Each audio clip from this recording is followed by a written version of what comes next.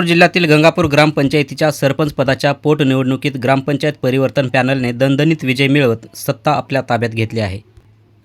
अवघ्या 3.5 वर्षात सत्तांतर घडवत ग्रामस्थांनी परिवर्तनाचा कौल दिला आहे। गंगापूर ग्रामपंचायतीत मागील निवडणुकीत गंगादेवी ग्रामविकास पॅनलने एकहाती सत्ता मिळवली होती। मात्र सरपंच शीतल बलभीम गायकवाड यांच्यावर पॅनलमधील अंतर्गत वाद वाढत गेले आणि अखेर त्यांच्या विरोधात अविश्वास ठराव मंजूर झाला। त्यामुळे सरपंचपद रिक्त झाल्यानंतर ही पोटनिवडणूक घेण्यात आली।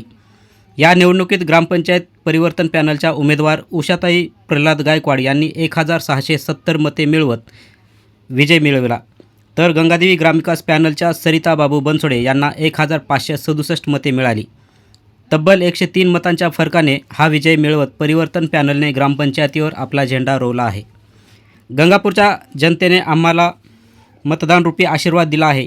आम्ही गावाच्या विकासासाठी प्रामाणिकपणे काम करू।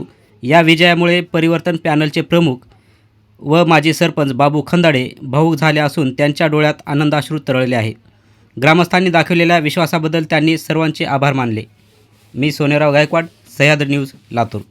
गायकवाड उषाबाई प्रल्हाद यांना प्रचंड मताने गावकऱ्यांनी निवडून दिलेला आहे। काँग्रेसच्या काळामध्ये जो दलितांवर अन्याय झाला, जो भ्रष्टाचार झाला, जी मजुरीपणा काँग्रेसच्या अंगात होता, एकतर्फी ही लढाई सरळ अमित देशमुख वर्सेस आमची होती। या लढाईमध्ये भारतीय जनता पार्टीचा उमेदवार म्हणून गंगापूरकरांनी आम्हाला कौल दिलेला आहे आणि विकासाच्या दृष्टिकोनातून ही लढाई आम्ही जिंकलेली आहे। साधारणतः 3 वर्षापूर्वी काँग्रेसचे पूर्ण बहुमताने पॅनल निवडून आलं होतं, पण एका दलित महिलेवर पैसे खाण्यासाठी या लोकांनी अविश्वास ठराव आणला आणि भ्रष्टाचार करण्यासाठी म्हणून त्या महिलेला हटवलं गेलं। अविश्वास ठराव मंजूर झाला आणि मंजूर झाल्यानंतर हे रिइलेक्शन झालं, पोटनिवडणूक झाली आणि या निवडणुकीमध्ये दलित लोकांनी असेल किंवा गावकऱ्यांनी असेल त्या महिलेलाही न्याय मिळवून दिला आहे आणि भारतीय जनता पार्टीला विकासासाठी कौल दिलेला आहे। हा पराभव डायरेक्ट अमित देशमुखचा पराभव आहे, कारण काँग्रेसनं पूर्ण देशात जसं दलितांवर अन्याय केला तसाच अन्याय हा गंगापूरमध्ये दलित समाजावर झाला होता आणि एक विकासाची बाजू जी बंद पडली होती ती पुन्हा एकदा चालू झालेली आहे। नव्या जोमानं पुन्हा एकदा आदर्श गाव गंगापूर हे आदर्श गाव म्हणून वाटचाल करेल।